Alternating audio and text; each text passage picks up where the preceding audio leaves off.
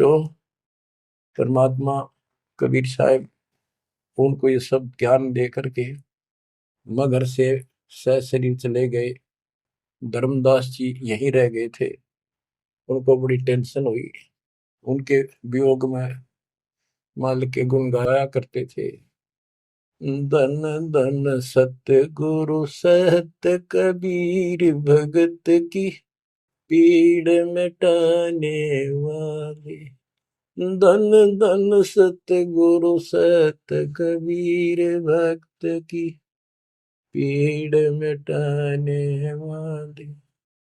भक्त की पीड़ मिटाने वाले, भगत की पीड़ मिटाने वाले। धन धन सतगुरु सहत कबीर भगत की पीड़ मिटाने वाले। आंखों में आंसू भर के उस परम पिता की महिमा एकांत में बैठ कर गाया करता था। अरे नल नील जतन कर हार, तब सतगुरु से करी पुकार। रे नल नील यतन कर हार, तब सतगुरु से करी पुकार।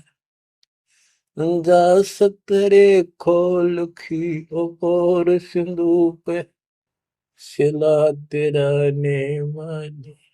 जा सतरे खोल की अपार सिंधु पे सिला तिराने वाले।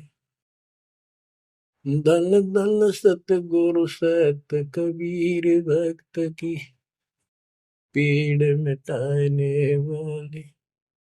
राम कृष्ण सतगुरु सहजादे, भक्ति हेतु ह्यू हुए प्यादे।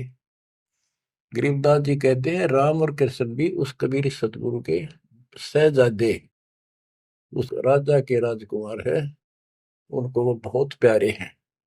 ठीक है, वो काल का फंस के बदमाशा में चला जा किसी का बेटा, बेटा बुरा नहीं लगता, पर हर संभव कोशिश फिर भी माँ बाप उनको सुखी करने की करते हैं। कदे ताए खुल लगी इनकी, तो वहां काल ने तो भेज दिया इनको बयान माटी करवाने के लिए विष्णु अवतार को दो रामकृष्ण के रूप में। और वहां अपना इनका वार्ता भी हुई थी। काल से भी परमात्मा ने सबको आई थी, अब मेरी मदद करिए मेरे मत। वहां जागा मेरा अंश अवतार राम रूप में। आज आना ही था, वो ना कहता तो भी आना था। सब फेल हो गया था जब हार लिया था रामचंद्र जी, जब दाता गए थे। तो बच्चों, धन धन सतगुरु सत कबीर भगत की पीड़ मिटाने वाले। रहे नल नील जतन कर हार, तब सतगुरु से करी पुकार। जा सत रेखा लिखी अपार सिंधु पे सिला तराने वाले। वो समुद्र पर पुल भी दाता ने बनवाया। यानी महादुख था उस समय, श्री रामचंद्र जी के पास कोई विकल्प नहीं बचा था, तो वो हल्का किया दुख उसका। दसी सरप ने जब जा पुकारी, इंद्रमती अकुलाय। आपने तुरंत करी सहाय, बरोली मंत्र सुनाने वाले। आपने तुरंत करी सहाय, बरोली मंत्र सुनाने वाले। धन धन सतगुरु सत कबीर भगत की पीड़ मिटाने वाले। अब आपने इंद्रमती रानी की कथा सुनी। वह भी यूं दल दल में धसी बैठी थी अपने की तरह। और रसवीर साहब कहते, सोच सलछीदर मैं करूं अपने जन के काज। हरनेक से पूजूं मार दूं मैं नरसिंह दर के साज। अब कैसी लीला करी अपनी बेटी अपनी आत्मा को नरक से निकाल। जो आस्तिक है, कोई न कोई क्रिया भगवान के लिए कर रहे हैं, तो उन्हीं को तो समझाया जा सकता है, उन्हीं को कोई झटके वटके देकर आप लाया जा सकता है। जो कपि नास्तिक हुए हैं, बैठे हैं, उनका तो फिर काल ही जाने क्या होगा। गरीबदास जी ने कहा, मेले ठेले जाइयो मेले बड़ा मिलाप, पत्थर पानी पूजते कोई साधु संत मिल जा।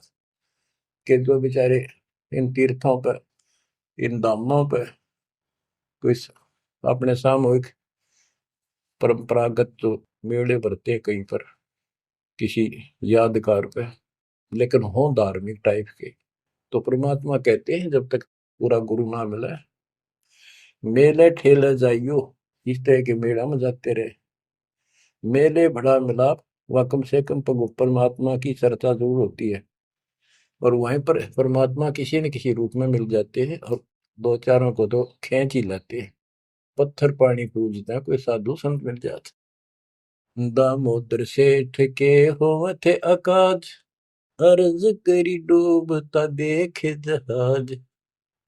दामोदर सेठ के होवत अकाज, अर्ज करी डूबता देखे जहाज। दाज मेरी रखियो गरीब नवाज, समंदर से पार लगाने वाले। लाज मेरी रखियो गरीब नवाज, समंदर से पार लगाने वाले। धन धन सतगुरु सत कबीर, भगत की पीड़ मिटाने वाले। कह कर जोड़ दीन धर्मदास, दरस दे पूर्ण की जो आस। कह कर जोड़ दीन धर्मदास, दरस दे पूर्ण की जो आस। मेटियो जन्म मरण की तरास, सत्य पद प्राप्त कराने वाले। मेटियो जन्म मरण की तरास, सत्य पद प्राप्त कराने वाले। धन धन सतगुरु सत कबीर, भगत की पीड़ मिटाने वाले। बच्चों, परमात्मा की सी मृदा आपके ऊपर। अब वही धर्मदास जो कति मानने में तैयार नहीं था, और फिर ऐसा अज्ञान अंधेरा हट्या कि हे परमात्मा, आपने कैसे कैसे दुख दूर किए, इन जिनको हम अवतार समझते थे, भगवान समझते थे, लास्ट में क्या डिमांड करते हैं, क्या प्रार्थना करते हैं। कह कर जोड़ दीन धर्मदास, दरस दे पूर्ण की जो आस। मेटियो जन्म मरण की तरास, सत्य पद प्राप्त कराने वाली। अब कितनी गजब की बात कही है कि कह कर जोड़ दीन धर्मदास, एकाधीन आपका दास धर्मदास हाथ जोड़ के निवेदन करता है, एक बार फिर से दर्शन दो दाता, मेरा जन्म मरण की त्रास दुख मिटाइयो मालिक। हे सत्य पद प्राप्त कराने वाले, सत्य पद, सच्ची भक्ति पद्धति, सच्चा मोक्ष मार्ग विधि पद आप प्राप्त कराने वाले। और दूसरा पद का अर्थ है, गीता अध्याय 15 श्लोक 4 में कहा कि तत्व ज्ञान की प्राप्ति के पश्चात उस तत्व ज्ञान रूपी शस्त्र से ज्ञान को काटकर उसके पश्चात परमेश्वर के उस परम पद की खोज करनी चाहिए। जाने के बाद साधक फिर लौट कर संसार में नहीं आते। और जिससे संसार रूपी वृक्ष की प्रवृत्ति विस्तार को प्राप्त हुई है, यानी जिसने सारा संसार रचा है, उसी की भक्ति करो। तो ये कहते हैं, हे परमात्मा, आपने सच्चा मार्ग बताने वाले आप। अब बच्चों, धर्मदास जी की अनमोल कहानी को आज विराम देना